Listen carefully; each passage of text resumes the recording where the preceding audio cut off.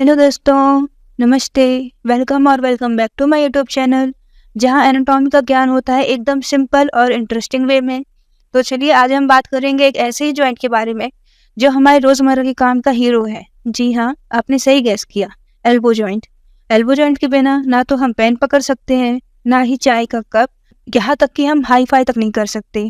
तो चलिए इस जॉइंट के अंदर की दुनिया को एक्सप्लोर करते हैं और समझते हैं कि आप किस तरीके से एग्जाम में लिख सकते हो जिससे कि आपको फुल मार्क्स अचीव हो एनाटॉमी में। तो ज़्यादा देर न करते हुए चलिए वीडियो को हम स्टार्ट करते हैं। तो सबसे पहले हम देख लेते हैं हम क्या पढ़ रहे हैं। एल्बो जॉइंट के बारे में पढ़ रहे हैं। ये है नॉर्मल स्ट्रक्चर एल्बो जॉइंट का। ये है अपर साइड में ह्यूमरस, ये है अपर साइड में ह्यूमरस और नीचे साइड में रेडियस और अल्ना देखने को मिल जाएंगी। ये तीनों ही मिलकर बनाती है हमारा एल्बो जॉइंट। सबसे पहले हम देख लेते हैं ओवरव्यू कि ये जॉइंट जो एल्बो जॉइंट है कौन कौन से फीचर हम पढ़ने वाले हैं, ताकि आपको माइंड में एक माइंड मैप बन के रहे कि अभी हमने क्या कवर कर लिया और कितना बचा हुआ है पढ़ने के लिए। कि जितने भी जॉइंट्स आते हैं, जैसे कि आप रिस्ट जॉइंट ले लो, या तो एल्बो जॉइंट, या शोल्डर जॉइंट, या तो हिप जॉइंट, ये जितने सारे भी जॉइंट्स होते हैं ये सब लॉन्ग क्वेश्चन में आते हैं।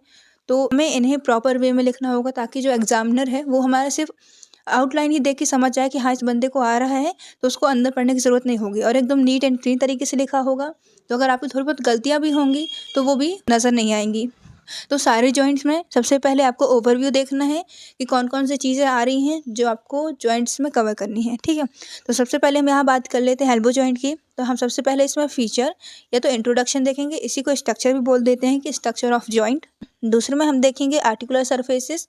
आर्टिकुलर सरफेसेस मतलब कि कौन कौन सी बोन्स इसमें आ रही हैं और कौन सी बोन्स का कौन सा वाला हिस्सा आ रहा है जो जॉइंट बना रहा है। होप करती हूँ आपको क्लियर होगा। इसके बाद हम लिगामेंट्स देखेंगे, उसके बाद हम देखेंगे बुर्सा, उसके बाद हम देखेंगे फैक्टर प्रोवाइडिंग स्टेबिलिटी, फिर इसके हम रिलेशंस देखेंगे। 7th पॉइंट में ब्लड सप्लाई कवर करेंगे, 8th में नर्व सप्लाई करेंगे, 9th में इसके मूवमेंट्स देखेंगे और 10th में अप्लाइड एनाटॉमी करके, आप इसको अप्लाइड एनाटॉमी बोल सकते हो या तो क्लिनिकल बोल सकते हो, ठीक है, दोनों एक ही चीज़ होती हैं। तो हमारे टोटल 10 पॉइंट्स होंगे। 10 पॉइंट में ही हम पूरा जॉइंट कवर कर लेंगे और हमारा लॉन्ग आंसर तैयार हो जाएगा। तो चलिए ज़्यादा देर ना करते हुए वीडियो को अब स्टार्ट करते हैं। तो हम सबसे पहला पॉइंट एक्सप्लोर करते हैं जिसका है इंट्रोडक्शन या तो फीचर। तो हम सबसे पहले बात करने जा रहे हैं इस जॉइंट की स्ट्रक्चर की, ठीक है। तो ये कौन सा जॉइंट है? सबसे पहली बात साइनोवियल जॉइंट है। अभी मैंने प्रीवियसली में जॉइंट का एक वीडियो डाल दिया है, अगर आपको जॉइंट नहीं आता तो आप वहाँ से एक बार जाके देख सकते हैं। मैंने बहुत ही आसान तरीके से समझाया है कि कितने टाइप के जॉइंट्स होते हैं और जॉइंट क्या होता है, और हर एक जॉइंट को एक मैंने पर्टिकुलरली अच्छे से डायग्राम के साथ समझाया है। जितना हो सका मैंने हिंदी से समझाया है ताकि जो आप लोग कोई भी इशू ना हो, तो कोई भी दिक्कत ना हो कि इंग्लिश का प्रोनाउंसिएशन हो रहा है तो हमें इसका मतलब समझ नहीं आ रहा, ठीक है। या फिर अगर आपको कोई भी इशू होता है तो आप मुझे कमेंट कर दीजिएगा, मैं उसको दोबारा आपको अच्छे से समझा दूंगी जहाँ भी आपको इशू हो रहा होगा। बैक टू द पॉइंट आते हैं। ये कौन सा है? साइनोवियल जॉइंट है, ठीक है। हमने तो पहले पढ़ चुके हैं कि जो साइनोवियल जॉइंट है उसमें 6 जॉइंट आते हैं, मतलब उसके अंदर 6 सब टाइप जॉइंट होते हैं, ठीक है। तो ये कौन सा वाला है? हिंज जॉइंट है। साइनोवियल जॉइंट के अंदर कौन सा आ रहा है? Hinge joint. हिंज जॉइंट अगर याद ना हो तो मैं आपको फिर से याद दिला दे रही हूँ। तो हिंज जॉइंट को हम ऐसे समझ सकते हैं कि फॉर एग्जांपल कि दरवाज़ा, डोर हो गया जो, ठीक है। आप डोर का एग्जांपल ले सकते हैं कि जो डोर है, जो दरवाज़ा है, वो सिर्फ एक ही स्पेसिफिक डायरेक्शन में खुलता है। उसी तरीके से हिंज जॉइंट भी काम करता है, ये भी सिर्फ एक ही डायरेक्शन में मूव करता है, ठीक है। और देख लेते हैं, इसमें बताया गया है कि ये जॉइंट कौन बना रहा है? Between lower end of humerus and upper end of radius and ulna bone. हम यहाँ डायग्राम की हेल्प से समझ ले रहे हैं कि इसमें क्या बोल रहा है? Between the lower end of humerus and upper end of radius and ulna, ये तीनों मिलके ये क्या बना रहे हैं? एल्बो जॉइंट बना रहे हैं, ठीक है। ये एंटीरियर व्यू है और ये पोस्टीरियर व्यू है जॉइंट का। आगे देखते हैं, जो एल्बो जॉइंट है उसको और भी नामों से बुलाया जाता है। फॉर एग्जांपल कि humero ulnar, radio ulnar joint, humero radial joint, इन तीनों नाम से भी एल्बो जॉइंट को बुलाया जाता है। अगर आपसे कोई एल्बो जॉइंट पूछे तो भी इसके बारे में बात हो रही है तो नॉर्मल है, ठीक है। अगर इन तीनों नाम में से कोई भी अगर कोई नाम लेके पूछता है कि इसके बारे में बताओ, तो भी ये क्या है? एल्बो जॉइंट ही है, ठीक है। कंफ्यूज मत होना। उसके बाद इस डायग्राम में हम और भी चीज़ें देख लेते हैं, कौन कौन सी चीज़ें हमें देखने को मिलेंगी जॉइंट्स में, और आप यही डायग्राम बना के आएंगे एग्जाम में भी, ठीक है। समझ लीजिए, देखने में डिफिकल्ट लग रहा होगा बट एक बार अगर आप समझोगे और एनाटॉमी के डायग्राम्स की प्रैक्टिस करोगे तो आपके लिए सारी चीज़ें एकदम ईजी हो जाएंगी। तो चलिए स्टार्ट करते हैं। एक ह्यूमरस होगी, दूसरी रेडियस और तीसरी अल्ना। ये तीन बोन्स जोड़कर ही हमारा एल्बो जॉइंट बना रही हैं। और देख लेते हैं कि ह्यूमरस का ये कौन सा है, लेटरल एपिकोंडाइल वाला पार्ट है, ये वाला इस साइड का। और ये कौन सा है, मीडियल एपिकोंडाइल। और क्लियर कर लेते हैं, ये क्या हो जाएगा, कैपिटोलम हो जाएगा, ठीक है, ह्यूमरस बोन का। और ये क्या होगा, ट्रॉक्लिया हो जाएगा। फिर ये जो रेडियस बोन है उसका रेडियल हेड हो जाएगा, ठीक है। और इधर पास ये जो अल्ना बोन है उसका कोरोनॉइड प्रोसेस हो जाएगी। आप इतनी चीज़ें लिख दोगे काफ़ी है, ठीक है। उसके बाद पोस्टीरियर वाला डायग्राम देखते हैं, ये एंटीरियर वाला था, ये पोस्टीरियर वाला डायग्राम देखते हैं, ठीक है। तो हमारी ह्यूमरस बोन है, नॉर्मल है, ठीक है। लेकिन जो यहाँ अल्ना बोन है उसका ओलिकनॉन प्रोसेस आ रहा है, जो आपको यू शेप में दिख रहा होगा, ये वाला, ये ओलिकनॉन प्रोसेस है, ठीक है। और यहाँ रेडियस का रेडियल हेड हमें पोस्टीरियर में देखने को मिलता है। होप करती हूँ कि आपको ये सारा डायग्राम और इसका इंट्रोडक्शन को सही से समझ आया होगा। तो चलिए अब हम देखते हैं अपना नेक्स्ट पॉइंट, जो कि है आर्टिकुलर सरफेसेस। आर्टिकुलर सरफेसेस, जैसे मैंने आपको स्टार्टिंग में बताया था कि जो बोन आ रही है उसका कौन सा वाला हिस्सा जुड़कर पॉइंट बना रहा है, ठीक है, उसको बोलते हैं आर्टिकुलर सरफेसेस। मैंने पहले जो डायग्राम समझाया था उसमें बता चुकी हूँ। पहले ह्यूमरस बोन आएगी, फिर रेडियस, फिर अल्ना, ठीक है। तो ये तीनों बोन जुड़कर ही कौन क्या बना रही है, एल्बो जॉइंट बना रही है हमारा। इसमें देख सकते हैं 1 2 3 इज इक्वल टू क्यूबोइटल आर्टिकुलेशन। क्यूबोइटल वही क्यूबोइटल फोसा वाला एरिया है, इसलिए हमने यहाँ क्यूबोइटल ले लिया। और आर्टिकुलेशन जहाँ की बोन्स जुड़ रही हैं, ठीक है। तो यही मतलब थोड़ी एक स्पेसिफिक नाम दे दिया इसको कि क्यूबोइटल आर्टिकुलेशन। अभी जो 1 2 3 है, इन्हीं का नाम देख लेते हैं कि 1 कौन सा आ रहा है, ह्यूमरो रेडियल जॉइंट बन रहा है। पहले कैसे ह्यूमरो रेडियल जॉइंट कैसे, कि ये पहले तो नॉर्मल तो ह्यूमरस है, ठीक है। यहाँ आपको पता है ये रेडियस बोन होगी और यहाँ पास अल्ना बोन होगी। कलर चेंज कर लेते हैं। तो पहला जो ह्यूमरस है वो रेडियस से बना रहा होगा जॉइंट, है ना। तो हम इसको पहला क्या नाम दे दिए, ह्यूमरो रेडियल जॉइंट दे दिए। दूसरा जॉइंट बना रहा होगा ह्यूमरस अल्ना के साथ, देख सकते हो आप कि जो ह्यूमरस है वो अल्ना के साथ भी स्पेसिफिक एक जॉइंट बना रहा है, तो उसको हम नाम दे दिए ह्यूमरो अल्नर जॉइंट। तीसरा है सुपीरियर रेडियो अल्नर जॉइंट, मतलब कि यहाँ ऊपर साइड जो ह्यूमरस बोन का लोअर वाला पार्ट है और जो रेडियस का अपर पार्ट और जो अल्ना है उसका भी अपर पार्ट मिला के एक कौन सा, एक एल्बो जॉइंट बना रहे हैं, ठीक है। तो ये तीनों को मिला के एक क्या नाम दे दिया, क्यूबोइटल आर्टिकुलेशन। होप करती हूँ आपको सही से समझ आ रहा होगा। अगर आपको कहीं भी कोई भी दिक्कत होती है तो आप मुझे कमेंट कर दीजिएगा, मैं उसको ज़रूर रिप्लाई करूँगी और आपके सारे डाउट को सॉल्व करूँगी। तो चलिए आगे बढ़ते हैं हम। ये सारी चीज़ में वही है कि लोअर एंड ऑफ ह्यूमरस और upper end of radius and ulna, ये सारी चीज़ें मिलकर क्या बनाती हैं, एल्बो जॉइंट। होप करती हूँ कि आपको ये सेकेंड पॉइंट भी क्लियर होगा। तो हमारा नेक्स्ट पॉइंट है लिगामेंट्स, ठीक है। अब आपको बता देती हूँ कि ये जो लिगामेंट्स होते हैं ये हमारे जॉइंट को सपोर्ट करते हैं और जो मसल्स होती हैं वो जॉइंट को मूव कराने में बहुत हेल्प करती हैं। एल्बो जॉइंट है उसमें 3 लिगामेंट होते हैं। पहला कैप्सूलर लिगामेंट, कैप्सूल लिगामेंट हर एक जॉइंट में आपको देखने को मिलेगा, ये कॉमन है, ठीक है। दूसरा हो जाएगा अल्नर कोलैटरल लिगामेंट, तीसरा होगा रेडियल कोलैटरल लिगामेंट। होप करती हूँ आपको डिफिकल्ट नहीं लग रहा होगा। जो बोन्स आ रही हैं उन्हीं के नाम पे ये सारे लिगामेंट हैं और कोलैटरल लगा दिया मतलब कि ये सर्कल में आ रहे हैं, ठीक है। और ये डायग्राम है अल्ना कोलैटरल लिगामेंट का डायग्राम है इसमें, और ये है रेडियल कोलैटरल लिगामेंट का डायग्राम। होप करती हूँ कि आपको क्लियर होगा। अब हम सारी चीज़ों को सही से समझ लेते हैं। तो सबसे पहले हम देखते हैं कैप्सुलर लिगामेंट। जो कैप्सूल लिगामेंट होता है lined by synovial membrane attached with all articulating surfaces. ये जो कैप्सूल लिगामेंट होता है ये साइनोवियल मेम्ब्रेन से कवर्ड होता है। हम ये पढ़ते आ रहे हैं कि जो एल्बो जॉइंट है वो साइनोवियल जॉइंट है, ठीक है। तो साइनोवियल जॉइंट के मैंने पहले बताया, तो साइनोवियल जॉइंट के अंदर साइनोवियल मेम्ब्रेन पाई जाती है जो कि लगातार एक साइनोवियल फ्लूइड सिक्रीट करती रहती है, जिससे कि लुब्रिकेशन बना रहता है और बोन्स में जल्दी फ्रिक्शन नहीं होता, जिसकी वजह से वो जल्दी खराब नहीं होती है घिसने विसने के कारण, ठीक है। तो ये देख लिए क्या है, लाइंड बाय साइनोवियल मेम्ब्रेन, और क्या है ये अटैच किससे रहती है, ऑल आर्टिकुलेटिंग सर्फेसेस। अगला देखते हैं अल्नर कोलैटरल लिगामेंट, ये वाला पहला आप देख ही रहे होंगे कि ये ट्रायंगल इन शेप में है, ठीक है। दूसरा हम देखते हैं कि इसका जो एपेक्स है वो किससे अटैच्ड है, मीडियल कॉन्डाइल ऑफ ह्यूमरस से। ये हमारा इस साइड देखने को मिल जाएगा मीडियल कॉन्डाइल ऑफ ह्यूमरस। इधर पास हमको क्या देखने को मिल जाएगा, मीडियल कॉन्डाइल ऑफ ह्यूमरस, और बेस किससे अटैच्ड है, अल्ना से। ये आप देख सकते हैं कि जो अपेक्स है वो किससे अटैच्ड है, मीडियल कॉन्डाइल ऑफ ह्यूमरस से, और जो बेस अटैच है वो किससे है, अल्ना से अटैच्ड है। अब हम देख लेते हैं रेडियल कोलैटरल लिगामेंट। जो रेडियल कोलैटरल लिगामेंट होता है एक फैन शेप्ड का होता है, जैसे भी ट्रायंगल शेप में था अल्ना वाला, वैसे रेडियल वाला कैसा होगा, फैन शेप में होगा। आपको ये डायग्राम दिख रहा होगा ना, ये फैन शेप्ड में है और किससे अटैच्ड है, lateral epicondyle to annular ligament, जो ह्यूमरस का जो लेटरल एपिकोंडाइल है उससे अटैच्ड है, और नीचे साइड एन्युलर लिगामेंट ये वाला, ठीक है, जो कि रेडियस में पाया जा रहा है, इससे अटैच्ड है। और ये जितने भी लिगामेंट्स हैं ये हमारे जॉइंट को स्ट्रेंथ प्रोवाइड करते हैं। तो हम अपना नेक्स्ट पॉइंट देखते हैं, बुरसा। बुरसा कुछ नहीं होता है, बीच में खाली स्पेस आप ऐसा एज्यूम कर सकते हो। तो हमारे पास टोटल 3 बुरसाज हैं, हम यहाँ टोटल 3 बुरसाज पढ़ने वाले हैं। तो पहला कौन सा है, सबक्यूटेनियस ओलिगनॉन बुरसा। ये आप देख रहे हो कि जो ओलिगनॉन है ये किस में आता है, अल्ना वाले में आता है। अल्ना की जो बैक प्रोसेस थी ना, जब हमने पोस्टीरियर वाला डायग्राम देखा था अल्ना एल्बो जॉइंट का, तब हमें देखने को मिला था ओलिगनॉन। तो सबसे पहला कौन सा आ रहा है, सबक्यूटेनियस ओलिगनॉन बुरसा। इसमें एक प्रॉब्लम होती है जिसको हम नाम जानते हैं स्टूडेंट्स एल्बो, ठीक है। ये एग्जाम में पूछा जाता है, 2 नंबर का, ये अलग से आता है। तो जब हम अप्लाइड एनाटॉमी करेंगे तब इसको हम और सही से देखेंगे, और मैं आपको अच्छे तरीके से समझा दूंगी कि स्टूडेंट्स एल्बो क्या होता है, और आप इस चीज़ को कभी नहीं भूलोगे। तो बने रहिएगा वीडियो में। तो चलिए देखते हैं आगे।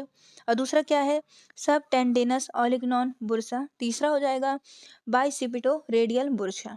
5th पॉइंट आ रहा है हमारे पास, factor providing elbow joint stability. ऐसे कौन कौन से फैक्टर्स हैं जो एल्बो जॉइंट को स्टेबिलिटी प्रोवाइड कर रहे हैं, अब हम वो सारी चीज़ें देखने वाले हैं। तो उससे पहले आप लोगों के लिए एक क्वेश्चन, कि आप लोग को मुझे कमेंट सेक्शन में बताना है कि फोर आर्म में टोटल कितनी मसल्स होती हैं। आप इसका कमेंट करके मुझे आंसर बताइएगा। मैं अगले वीडियो में जब आपको मिलूंगी तब इसका मैं आंसर दूंगी। बैक टू द पॉइंट, हम देख लेते हैं कि कौन कौन से फैक्टर्स हैं जो स्टेबिलिटी प्रोवाइड करते हैं एल्बो जॉइंट को। तो सबसे पहला है प्रिवेंट डिसलोकेशन। जो फैक्टर प्रोवाइड करेंगे एल्बो जॉइंट को, सबसे पहले किस बचाएंगे, डिसलोकेशन से। अगला क्या है, प्रोवाइड मोबिलिटी। मोबिलिटी मतलब कि मूव करना, ठीक है। तो जो एल्बो जॉइंट है उसको मूव करने में भी हेल्प कराएंगे, जितने भी लिगामेंट्स मसल्स हो जाएंगी, और जितना भी इन्वायरमेंटल प्रेशर हो जाएगा। तो बहुत सारी चीज़ें होती हैं जो फैक्टर में इंक्लूड होती हैं।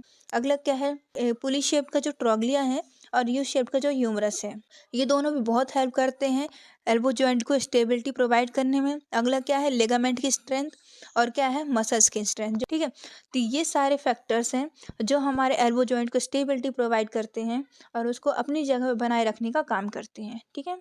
अगला 6th पॉइंट हम देख लेते हैं, रिलेशंस।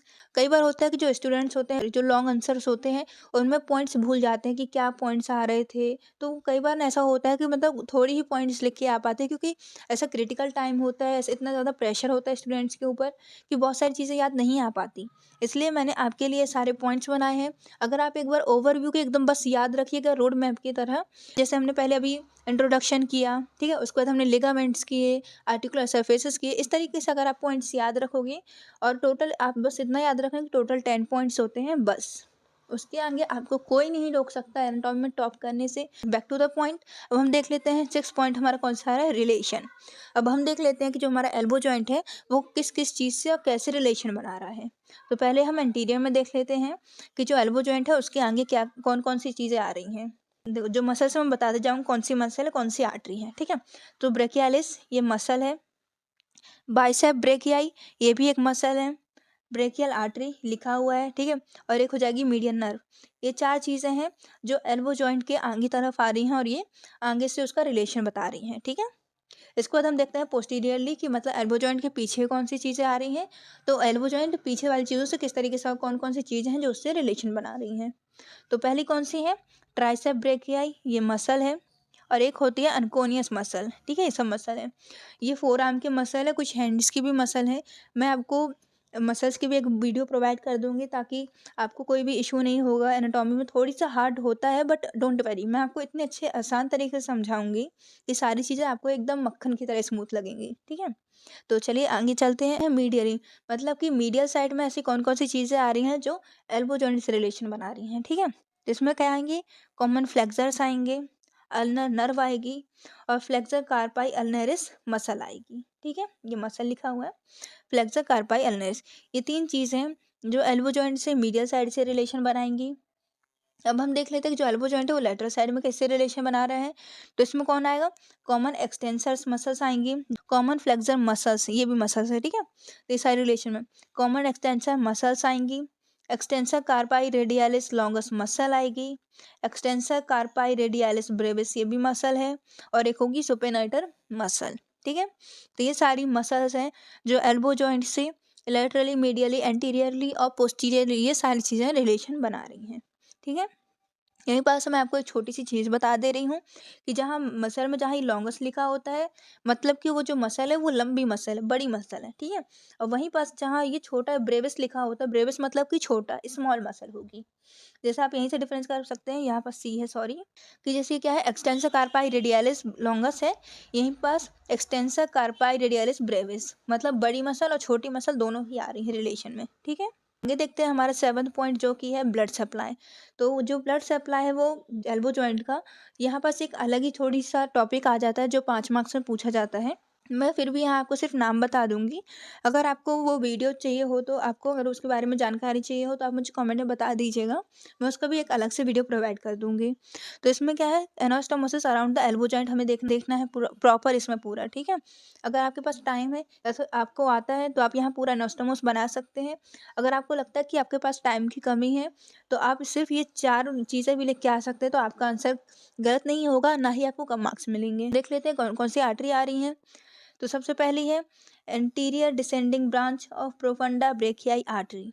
ठीक है, इसमें आपको प्रोफंडा ब्रेकियाई आर्टरी की 2 ब्रांच मिलेंगी, पहली एंटीरियर डिसेंडिंग ब्रांच है, दूसरी पोस्टीरियर डिसेंडिंग ब्रांच। तो आप इस तरीके से याद करना कि जो प्रोफंडा ब्रेकियाई आर्टरी है उसकी 2 ब्रांच आ रही हैं। ठीक है, पहली एक एंटीरियर वाली आ रही है, दूसरी पोस्टीरियर वाली आ रही है, और दोनों ही डिसेंडिंग हैं।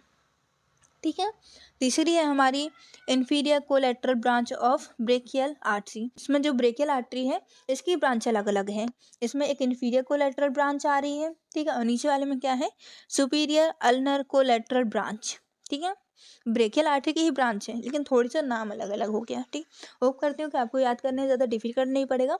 आप इस तरीके से याद करना कि 2 प्रोफंडा ब्रेकियाई आर्टरी होंगी, 2 ब्रेकियल आर्टरी की ब्रांच होंगी। तो हमारा 8 पॉइंट है नर्व सप्लाई। नर्व सप्लाई में टोटल 4 नर्व आ रही हैं, और नाम बहुत ही ईजी है आपको याद करना। जो पहला कौन सा है, अल्नर नर्व है, दूसरा मीडियन नर्व, तीसरी है रेडियल नर्व, और फोर्थ है मस्क्यूलोक्यूटेनियस नर्व। ठीक है, ये 4 नर्व हैं, और आपको ये प्रॉपर स्पेसिफिक ये चारों जो नर्व है इनको अलग से पढ़ना पड़ेगा, क्योंकि कई बार ऐसा होता है कि जो नर्व है एग्जामिनर अलग से भी 5 मार्क्स में पूछ लेता है। ठीक है, तो आपको अलग से, अगर आपको इस पर ही वीडियो चाहिए हो तो आप मुझे कमेंट कर दीजिएगा, मैं इसका भी अलग से एक वीडियो आपको प्रोवाइड कर दूंगी। हमारा अगला पॉइंट आता है मूवमेंट्स। जो हमारा एल्बो जॉइंट है, या तो वो फ्लेक्शन कर सकता है या तो वो एक्सटेंशन कर सकता है। ठीक है, प्रोनेशन और सुपाइनेशन। ठीक है, ये 2 प्रोसेस भी एक्स्ट्रा पे कराते हैं। सुपाइनेशन मतलब कि जैसे कोई भीख मांगना, ठीक है, ऐसा होता है ना, हाथ फैलाना, तो वो कौन सा है, सुपाइनेशन। और प्रोनेशन मतलब किसी को आशीर्वाद देना। तो ये जो एल्बो जॉइंट है ये दोनों भी मूवमेंट्स कराता है। ठीक है, फ्लेक्शन करने में जो मसल्स हेल्प करेंगी एल्बो जॉइंट के, हम उनके बारे में देख लेते हैं। ये सारी मसल्स ही हैं। ठीक है, इसमें जो भी यूज़ हो रही हैं ये सारी मसल्स हैं। तो हम देख लेते हैं कौन कौन सी मसल्स हैं जो एल्बो जॉइंट का मूवमेंट कराने में हेल्प कर रही हैं। पहला है ब्रेकियालिस मसल, दूसरी है बाइसेप्स मसल, तीसरी है ब्रेकियोरेडियलिस मसल। और एक्सटेंशन कौन कौन सी मसल करा रही हैं, ट्राइसेप्स मसल और अनकोनियस मसल। ये मसल्स ही होती हैं जो मूवमेंट में हेल्प कराती हैं। जैसे हमने पहले लेगामेंट्स देखा था, तो लेगामेंट्स क्या कराते हैं, एल्बो जॉइंट को स्ट्रेंथ प्रोवाइड करते हैं, मगर जो मसल्स होती हैं वो जो जॉइंट्स होते हैं उनको मूवमेंट में हेल्प कराती हैं। अगला हमारा लास्ट पॉइंट देख लेते हैं, अप्लाइड एनाटॉमी या तो क्लिनिकल। ठीक है, दोनों चीज़ें बोल सकते हैं, दोनों ही सही हैं, कोई गलत नहीं बोल सकते इसको। तो हम देख लेते हैं कि जो अप्लाइड एनाटॉमी है, तो ऐसे भी हम समझ सकते हैं कि जो एल्बो जॉइंट है उसके साथ कई बार प्रॉब्लम हो सकती है, जैसे कि distension of elbow joint by effusion. मतलब कि जो एल्बो जॉइंट है हमारा, उसके अंदर पानी वानी भर जाना, जैसा हिंदी में बोलते हैं, तो उसको इफ्यूजन मतलब स्वेलिंग हो जाना, जिसकी वजह से जो एल्बो जॉइंट है वो अपनी जगह से हिल जाता है, मतलब वो प्रॉपर अपनी पोजीशन पर नहीं रहता। तो कई बार ऐसा भी हो जाता है एक्सीडेंटली। तो क्या हो जाएगा, डिस्टेंशन ऑफ एल्बो जॉइंट। और क्या है, dislocation of elbow joint by accidentally. पर ऐसा होता है कि एक्सीडेंटली जो एल्बो जॉइंट है वो अपनी प्लेस से थोड़ी सा हट जाता है। ठीक है, तो उसको बोलते हैं डिसलोकेशन ऑफ एल्बो जॉइंट। और यहाँ पास 2 स्पेसिफिक जो मतलब अप्लाइड एनाटॉमी के लिए पूछा जाता है, एक तो टेनिस एल्बो है और दूसरा है स्टूडेंट्स एल्बो। तो मैं आपको एक एक करके दोनों को समझा देती हूँ। तो सबसे पहले जो टेनिस एल्बो है, ये जो 2 एल्बो हैं ये अलग से 2 मार्क्स से पूछ लेते हैं, नहीं कि सिर्फ अप्लाइड एनाटॉमी तो 1-2 लिख देंगे चल जाएगा, वो तो ठीक है, लिख दोगे सही हो जाए, कोई दिक्कत नहीं है। लेकिन साथ में जो कुछ स्पेसिफिक मैं अलग से बताती हूँ उनको भी आप बहुत अच्छे से याद रखना, क्योंकि अलग से 2 मार्क्स में पूछ लिए जाते हैं। ठीक है, तो सबसे पहले हम देख लेते हैं टेनिस एल्बो। तो टेनिस एल्बो क्या है? Pain and tenderness during abrupt pronator due to rupture of. ये जो टेनिस एल्बो है, ये बहुत ज़्यादा पेन और टेंडरनेस होता है एल्बो जॉइंट में किसी एब्रप्ट प्रोनेटर के कारण, ठीक है, due to rupture. Radial collateral ligament हो सकता है, ये तो एक्सटेंसर कार्पाई रेडियलिस लॉन्गस, ये तो एक्सटेंसिव कार्पाई रेडियलिस ब्रेविस। ये तो दो मसल्स हैं, ठीक है, और ये बीच वाला लिगामेंट है। तो या तो इन तीनों में कोई थोड़ी बहुत क्रैक थोड़ी बहुत रप्चर हो जाए, टूट फूट जाए, तो इन सब की वजह से किसके क्या होता है? Tennis elbow. अगर हम देखते हैं स्टूडेंट्स एल्बो, ये तो इसी को बोलते हैं माइनर्स एल्बो, ठीक है। इसमें क्या होता है पहले ये देख लेते हैं, फिर मैं आपको और अच्छे से डायग्राम में बता दूंगी कि क्या हो रहा है इधर।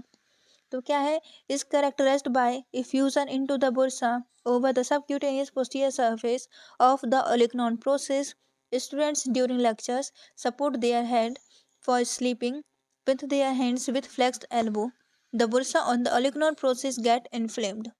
तो स्टूडेंट्स एल्बो क्या होता है कि इसमें ना जो इफ्यूज़न हो जाता है, इफ्यूज़न हो जाता है बुरसा का। मतलब कि जो बुरसा जो खाली स्पेस है, फॉर एग्जांपल कि आप ऐसे समझ सकते हो, उसमें क्या हो जाता है कि लिक्विड भर जाता है, ठीक है। अब वो कैसे? हम भी स्टूडेंट्स, हमको पता ही है कि जब जैसे बहुत बोरिंग लेक्चर वगैरह चलता है तो कई बार क्या होता है ना, नींद आने लगती है अपन लोग को। अब अपने पास ऐसा कोई प्लेस तो होता नहीं कि जहाँ अपन सही से सो सके, तो अपन लोग क्या करते हैं कि टीचर से नज़रों से छुपते हुए हम टेबल पर ही ऐसा मतलब जो हमारी कोहनी है उसको मोड़ के हेड को ऐसे सपोर्ट करते हैं, फिर वहीं सो जाते हैं, है ना।